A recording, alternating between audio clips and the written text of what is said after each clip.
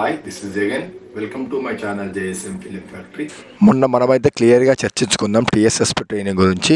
అది చాలామంది ఫేక్ అని చెప్పారు. దానికి రుజువుగా ఈరోజు ఒక ఫ్యాక్స్ అయితే వచ్చింది.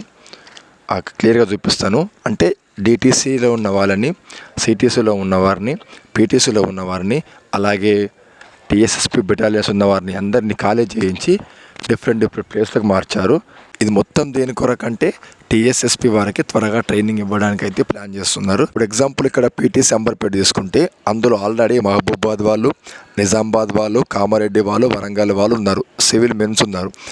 ఇప్పుడు భద్రాద్రి కొత్తగూడెం సివిల్ ఉన్నారు కదా, భద్రాద్రి కొత్తగూడెం వాళ్ళు ఇంతకుముందు సిటీసీ సైబరాబాద్లో శిక్షణ తీసుకుంటున్నారు.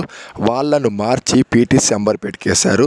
అలాగే ఖమ్మం వారిని సిటీసీ సైబరాబాద్ తీసుకుంటున్నారు, వాళ్ళు కూడా మార్చి పీటీసీ అంబర్పేటకి వేశారు.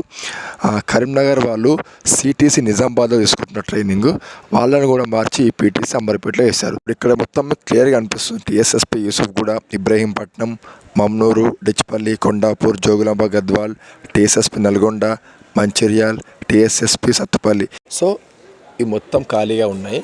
ఇవన్నీ టీఎస్ఎస్పి వారికి కేటాయిస్తారు. ఇంకొక మ్యాక్స్ 8 to 10 డేస్లోనే వాళ్ళకు కూడా ట్రైనింగ్ స్టార్ట్ కాబోతుందని అంచనా వేసి చెప్పడం జరుగుతుంది. అలాగే టీఎస్ఎస్పి ట్రైనింగ్ వచ్చేవారు అసలు ఏమేమి తెచ్చుకోవాలి అని మొత్తం వీడియో చేసి పెడతాను, చూస్తూ ఉండండి. Thank you.